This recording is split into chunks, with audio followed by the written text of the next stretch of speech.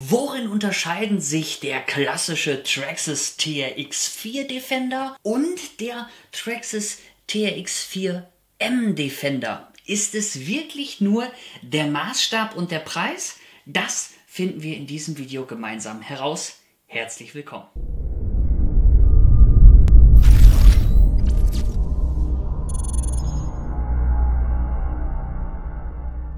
Im ersten Moment scheint es der klassische Äpfel gegen Birnen-Vergleich zu sein. Warum macht man jetzt eine Gegenüberstellung von diesen beiden Fahrzeugen? Der ist natürlich größer und teurer, der ist natürlich kleiner und günstiger. Aber es gibt viele kleine, feine Unterschiede, die ich heute mit dir zusammen herausfinden möchte.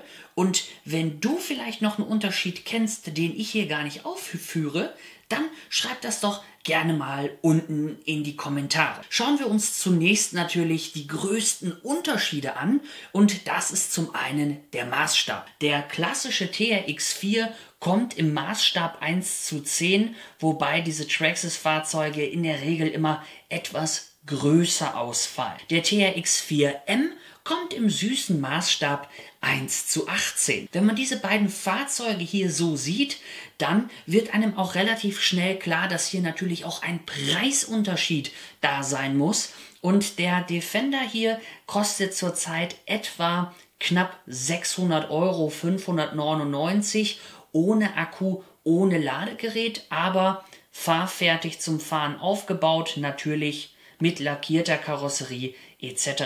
Beim TRX4M sieht es hingegen ein ganz klein wenig anders aus.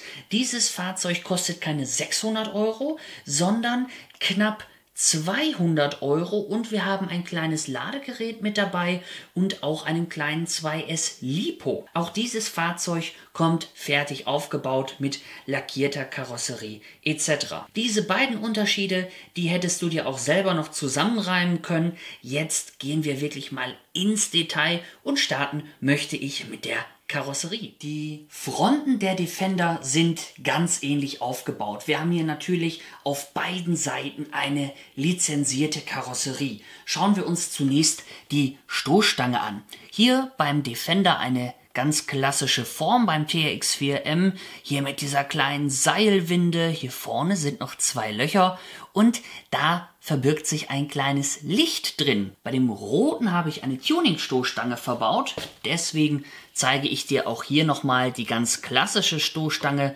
So sah sie wirklich mal aus und hier sehen wir schon den ersten kleinen Unterschied. Der große Defender, der kommt hier mit solchen Abschlepphaken. Die haben wir hier bei unserem kleinen Defender nicht. Dafür haben wir hier in diesen kleinen Löchern ein Tagfahrlicht eingebaut, welches auch funktioniert. Das haben wir hier nicht. Hier befinden sich wirklich nur die Löcher und nichts dahinter. Das ist schon mal der erste kleine Unterschied. Wenn wir jetzt hier weiter hochgehen, die Front, die ist nahezu identisch bis auf die Größe. Was aber auf jeden Fall auffällt, dass hier bei dem Defender dieses kleine Logo, was der große noch hat, dieses kleine Land Rover Logo, das fehlt dem kleinen hier. Finde ich interessant, wäre schön gewesen, wenn das da auch noch drauf gewesen wäre. Wenn wir die Karosserie jetzt etwas weiter hochgehen, dann sehen wir, dass der Kleine hier gar keine Karo-Halter hat. Das finde ich besonders schön. Das ist hier unter dem Fahrzeug mit so einem kleinen Clip gelöst. Einfach anziehen und schon kommt das Ganze mit hoch. Das gefällt mir hier wirklich sehr gut. Bei dem alten Defender haben wir hier noch die beiden Höcker für unsere Karo-Splinte. Das ist hier bei dem TRX4 nicht ganz so schön. Was mir ebenfalls bei dem großen TRX4 nicht ganz so gut gefällt, dass wir hier schwarze Scheiben haben. Es ist ein schwarzer Aufkleber. Ja, man kommt inzwischen auch an Karosserien in verschiedenen Farben mit klaren Scheiben, aber das ist nicht überall der Fall. Der kleine Defender kommt serienmäßig mit klaren Scheiben daher. Das finde ich ist hier auf alle Fälle ein schöner Pluspunkt für den Kleinen. Der Schnorchel, die Spiegel, das ist alles gleich. Wenn wir uns jetzt hier nochmal die Radkästen so ein bisschen anschauen, dann sehen wir auch hier bei den Kotflügeln, dass hier das Ganze eine durchgängige, angenehme Fläche hat. Der große TRX4 der hat hier noch solche Schrauben drin. Das finde ich bei dem hier auch wirklich sehr ansehnlich gelöst. Gefällt mir sehr gut. Wenn wir uns das Material der Karosserie mal genauer anschauen, dann haben wir hier eine klassisch lackierte Lexan-Karosserie. Man hört es auch. Ne, das Ganze hier, das ist zwar schön stabil, ist aber auf jeden Fall Lexan. Bei dem kleinen Defender haben wir hier eine Hardbody-Karosserie, und wenn wir die beiden Fahrzeuge jetzt mal so kippen, so könnte man es schon sehen, dann fällt auf alle Fälle auf, dass der große TRX4 im Gegensatz zum kleinen TRX4M nicht über eine Zwei-Farben-Lackierung verfügt. Es gab hiervon mal Sondermodelle, ja, aber hier ist das Dach schwarz und hier ist das Dach ganz klassisch in Wagenfarbe. Das ist ein Unterschied, der eigentlich sehr groß ist, der aber vielleicht auch erst auf dem zweiten Blick auffällt. In der Seitenansicht sind die Fahrzeuge natürlich komplett gleich. Na, nicht ganz. Der Fairness halber werde ich jetzt auch hier mal den Reifen, den Originalreifen einmal zeigen. Das finde ich sehr süß gemacht. Der kleine TRX4M hat nämlich die Canyon Trail Räder von Traxxas mit der Felge. Die sehen einfach nur aus wie zu heiß gewaschen. 1:1 selben Räder, selbe Felge, einfach nur in ganz klein. Das finde ich ziemlich cool. Das haben sie wirklich sehr schön gemacht. Aber das ist natürlich ein Unterschied, den ich jetzt selber beeinflusst habe. Gibt es denn noch einen weiteren Unterschied? Aber natürlich, die klaren Scheiben hier, die setzen sich fort. Hier ist es hingegen so, dass sich die Aufkleber weiter fortsetzen. Des Weiteren muss man sagen, dass hier diese Rockslider, dieses Trittbrett, an der Karosserie montiert ist, und hier ist es am Chassis montiert, geht also nicht mit hoch, wenn man die Karosserie abnimmt. Wenn man jetzt hier mal so ein bisschen runterschaut, dann sieht man auch, dass der hier deutlich offener ist als zum Beispiel der große TRX4. Der ist dann doch ziemlich geschlossen, was den Unterboden angeht, und der hat auch nochmal Radkästen so ein bisschen gegen den Schmutz. All das fehlt uns hier bei dem TRX4M. Ein Detail, was mir aber besonders gut gefällt an dem kleinen, das ist der Tankstutzen, den wir hier hinten haben. Und zwar ist das richtig in die Karosserie eingelassen und wir haben dann da so einen kleinen Tankdeckel drauf. Das finde ich richtig cool gemacht. Toll, dass man hier nicht einfach einen Aufkleber genommen hat. Beim großen Defender ist es nämlich so, dass man das einfach hier mit einem Aufkleber gelöst hat. Genauso wie die Türgriffe. Beim großen einfach angeklebt und hier wirklich dargestellt, als würde man die Türen so öffnen können. Das kann man natürlich bei beiden Fahrzeugen nicht. Wie der Vater, so der Sohn. Das Gespann hier, das sieht doch wirklich süß aus, oder? Ja, es gibt aber auch hier einen kleinen Unterschied, und zwar schauen wir uns mal das Reserverad etwas genauer an. Hier ist es kein Rad, sondern direkt eine Abdeckung, und hier habe ich mal einen schönen Stoffüberzug drüber gemacht. Hier drunter ist aber ein vollwertiges Ersatzrad. Das haben wir hier nicht. Das kann nur der große im Maßstab 1:10. Die Scale-Details, wie zum Beispiel hier unser Wagenheber oder unsere Benzinkanister, das haben beide und finde ich auch hier sehr schön gelöst. Die Schmutzfänger, die sind bei mir hier natürlich optional, genauso wie die Stoßstange mit der Anhängerkupplung und den Haken. Um es auch hier nochmal fair zu machen, die Stoßstange beim TRX4 ist genauso langweilig wie beim TRX4M. Da tut sich also mal gar nichts. Was man in dieser Position auch nochmal gut sehen kann, das ist hier die Zweifarbenlackierung. Hier sehen wir, es ist schön abgesetzt, das Dach in schwarz, hier in Wagenfarbe. Ich finde, an der Seite sieht man es dann aus dem Blickwinkel nochmal besonders gut. Die wirklich großen Unterschiede fallen uns dann aber doch erst auf, wenn wir den beiden Kontrahenten hier mal unter die Wäsche gucken. Und zwar fängt es schon damit an, wie man die Karosserie abnimmt. Wir haben es vorhin schon kurz gesehen. Wir haben hier Klammern unter dem Auto. Die ziehe ich einmal kurz und schon kann ich die Karosserie abnehmen. Das geht ganz einfach. Beim großen TRX4 müsste ich jetzt theoretisch hier erstmal die Klammern lösen. Es gibt auch schon andere Modelle, die verfügen hier über die Klipse im Radkasten. Der Defender tut dies nicht. Also erstmal die 4 Splinte los und dann einmal die Karosserie abheben. So sieht das dann aus. Du siehst schon, hier ist ein bisschen Tuning drunter. Hier, der ist komplett Stock und neu, aber es kommt ja auf die technischen Feinheiten an. Einen Leiterrahmen und einen Bürstenmotor, das haben sie beide, aber dann wird es auch schon fast eng. Was beim TRX4 eine schöne Portalachse ist, die uns im Gelände wirklich sehr gut weiterhilft, ist beim TRX4M nur noch eine klassische Achse ohne Portale. Bedeutet also, wir haben hier in der Mitte schon mal etwas weniger Bodenfreiheit. Haben wir durch den Maßstab sowieso, aber wären hier Portalachsen verbaut, dann hätten wir hier nochmal eine deutlich bessere Bodenfreiheit. Der Lenkservo sitzt bei dem TRX4M und ist hier so längs eingebaut.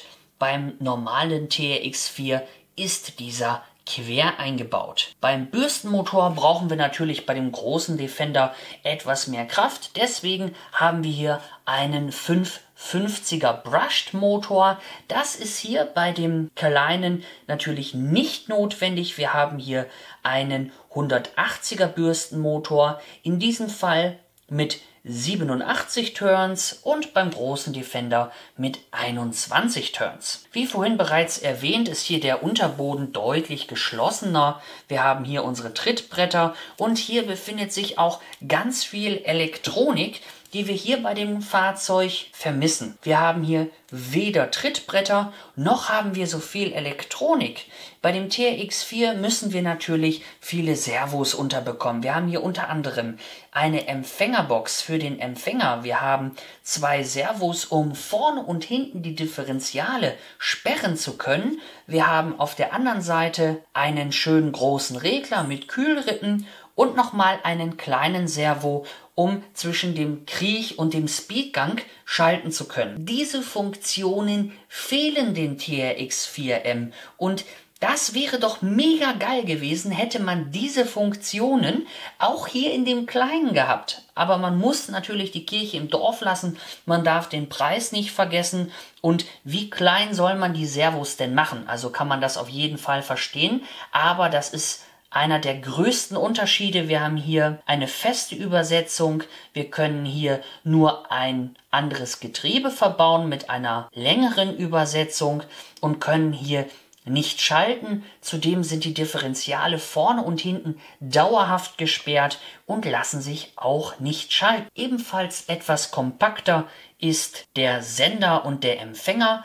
Das ist hier ein Modul, welches dann noch einen Anschluss für den Akku hat und für das Lichtset, welches man nachkaufen kann. Vorteil aber auch hier bei dem Kleinen, wir haben auch hier 3 Fahrmodi. Wir haben den Sportmodus, den Rennstreckenmodus und den Crawl- bzw. Kriechmodus. Das finde ich schön, dass das hier umgesetzt worden ist. Einen On-Off-Schalter suchen wir beim TRX4 vergeblich. Schließen wir den Akku an, so ist das Fahrzeug eingeschaltet, ziehen wir den Akku ab, so ist das Fahrzeug ausgeschaltet. Das lästige Drücken hier unter der Karosserie entfällt also und wir können auch nicht vergessen, den Akku nach der Fahrt rauszunehmen, weil sonst wäre das Fahrzeug die ganze Zeit an. Ein bisschen versteckt hier beim TRX4 unter meiner Soundbox ist das Akkufach und hier sehen wir schon, da haben Akkus wunderbar Platz. Die sind hier nicht im Lieferumfang mit enthalten. Möchtest du ein Fahrzeug mit Akku und Ladegerät haben, wird es hier nochmal deutlich teurer. Dafür gehen hier natürlich auch große Akkus rein, ganz klar dem Maßstab geschuldet. Das hier, das ist jetzt zum Beispiel ein 4000 Milliampere Akku 2S, der sitzt hier wunderbar. Ich kann hier auch locker 5000, 5200er Akkus fahren. Damit haben wir auf alle Fälle richtig lange Fahrspaß. Und wenn man jetzt hier das Soundmodul nicht laufen lässt, was optional ist, dann kann man damit gute 2-3 Stunden teilweise schon mal unterwegs sein, je nachdem, wie man so fährt. Ein bisschen anders sieht das hier aus. Hier haben wir das Akkufach quer verbaut. Es ist nicht längs verbaut und es ist natürlich auch deutlich kleiner. Mitgeliefert wird hier ein 2S LiPo-Akku, der ist wirklich schon im Lieferumfang mit enthalten, mit 750 Milliampere. Dieser hier sorgt je nach Fahrweise für etwas über 1 Stunde Fahrzeit. Was hier fest ist, was man dann nochmal so ein bisschen drehen kann, um andere Akkus hier noch fahren zu können, das ist beim TRX4M ein Gummi. Das kann man hier vorsichtig lösen. Wir setzen den Akku einfach ein und haben hier auch nochmal einen schön niedrigen Schwerpunkt. Das finde ich wirklich gut. Der Akku, der sitzt halt wirklich bombig. Es wird bestimmt das ein oder andere Mal in den nächsten Monaten vorkommen, dass ein Zubehörhersteller hierfür einen Akku rausbringt. Jetzt gerade gibt es nur den Traxxas Akku und der passt hier natürlich super perfekt rein. Der ist genau auf dieses Fahrzeug zugeschnitten. Eine Sache, die dann natürlich auch noch ins Auge fällt, das sind die Karo-Halter. Die brauchen wir ja hier bei dem Kleinen überhaupt gar nicht. Wir haben ja unsere beiden Klammern, die einmal hier vorne und einmal hier hinten greifen. Bei dem großen TRX4 sind es dann natürlich noch diese großen Karo-Halter, wo wir dann unsere Splinte durchstecken. Einen letzten Unterschied, den gibt es dann tatsächlich am Chassis doch noch. Und zwar kannst du hier die Feder bei dem großen TRX4 verstellen, indem du hier an dem Rädchen drehst, härter und weicher. Dieses Rädchen gibt es hier nicht. Wir haben zwar ebenso Öldruckstoßdämpfer, aber wenn wir hier was an der Härte verändern wollen, dann können wir das hier über solche Stifte machen, die man dann hier so reinsteckt. Das kennt sicherlich der ein oder andere von Tamiya-Bausätzen. Weniger Funktionen beim TRX4M sorgen dann natürlich auch für eine abgespeckte Funke. Ganz klar, die klassische Funke des TRX4 hat hier nochmal einen schönen kräftigen Schalter zum Schalten des Zweiganggetriebes. Hier oben diesen schönen Kipphebel, um die Differentiale zu öffnen und zu sperren. Hier oben gibt es zusätzlich eine Menütaste. Wir können die Trimmung der Lenkung verstellen und die Gastrimmung. Auf der Seite des TRX4M sieht es dann doch etwas mau aus. Wir können hier natürlich keine Gänge schalten. Die Menütaste entfällt. Wir können keine Differentiale öffnen und sperren. Die sind ja durchgängig geschlossen. Und bei der Trimmung finde ich es etwas schade. Da hätte man die Gastrimmung gerne noch mit dazu bringen können. In diesem Fall hier ist nur noch eine Trimmung für die Lenkung vorhanden. Ansonsten sind die beiden Funken fast gleich. Wir haben jedoch bei der TRX4 Funke, bei der klassischen, die Möglichkeit hier ein Bluetooth-Modul einzubauen und dann per App auf Fahrzeugdaten zuzugreifen. Diese Funktion fehlt hier bei der Standardfernbedienung des TRX4M. Wie du siehst, den ein oder anderen Unterschied gibt es bei den beiden Fahrzeugen dann ja tatsächlich doch noch. Aber welchen sollst du denn jetzt kaufen? Sollst du viel Geld für ein TRX4 ausgeben oder willst du dir ordentlich Geld sparen und holst dir einen kleinen TRX4M? Um ehrlich zu sein, ich finde den TRX4 einfach genial. Das musst du erlebt haben, ins harte Gelände und schön spielen mit den Differentialen, mit dem Zweiganggetriebe. Da hat man einfach richtig Spaß. Das ist richtig cool. Das Fahrzeug kommt fast überall durch. Es macht Spaß und es ist sein Geld einfach wert. Es ist fantastisch. Zudem sind ja auch viele Strecken und das meiste Zubehör alles auf diesen Maßstab 1:10 ausgelegt. Und wenn du jetzt mit Freunden unterwegs bist, werden die meisten von ihnen ein Fahrzeug in ungefähr dieser Größe fahren. Aber muss es das immer sein? Nein. Wenn du jemand bist, der auch gerne mal nach der Arbeit sich ein kleines Auto irgendwo in die Tasche packt und am Straßenrand einfach mal ein bisschen den Kopf frei kriegen möchte, dann ist das hier eine wunderbare Sache. Wir haben nicht so viele Features wie bei dem Großen, aber wir haben deutlich weniger Grundausgaben und wir bekommen nochmal einen anderen Blick für die Natur. Da, wo dieser hier einfach drüber walzt, da muss dieser hier sich vielleicht anstrengen. Und auch wenn man mal so Fotos machen möchte, dann bekommt man hier bei dem kleinen Fahrzeug wieder einen ganz anderen Blickwinkel für die Natur. Aber auch wenn du jetzt nur Fahrzeuge im Maßstab 1:10 hast,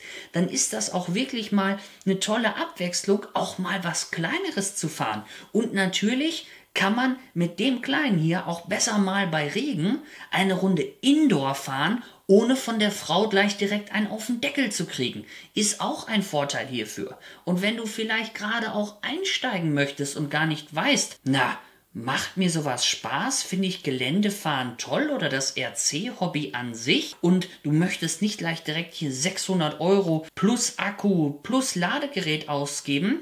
Dann ist das doch hier eine ganz tolle RTR-Version, um einfach mal zu schauen, ist es was für mich, ist es nichts? Und wenn du dann merkst, dir gefällt das gut, dann bekommst du hierfür auch unzählige Tuning-Teile. Es ist also nicht so, dass es Tuning nur beim 1:10er gibt. Nein, auch hier bei den TRX-4M-Modellen gibt es schon jetzt von Traxxas sehr viel Zubehör, wo man sich nach Lust und Liebe hier auslassen kann. Das finde ich sehr cool. Wie ist deine Meinung zu den Fahrzeugen? Schreib das unten in die Kommentare. Bis dahin, dein World Control RC.